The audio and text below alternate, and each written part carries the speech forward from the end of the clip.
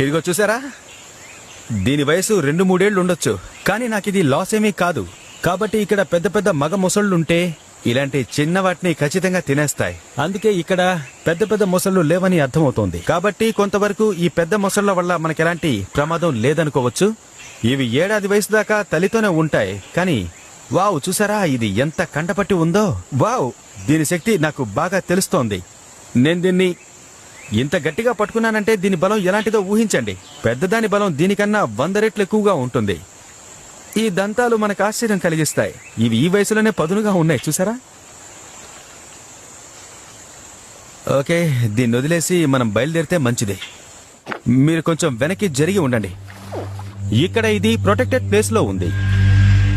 దీన్ని వదలలేకపోతున్నాను ఎందుకంటే ఇది రుచిగా ఉంటుంది. పడమరకు వెళ్తూ ఉండాలంటే ఈ నదిలో ఈదడానికి సేఫ్ గా ఉండే చోటును వెతుక్కోవాలి. అది ముఖ్యం. నది దాటే ప్రయత్నం చేయడానికి ఇది చాలా మంచి చోటు. ఇక్కడ నది కొంచెం సన్నగా ఉంది. దారంతా చక్కగా నాకు కనిపిస్తోంది కూడా.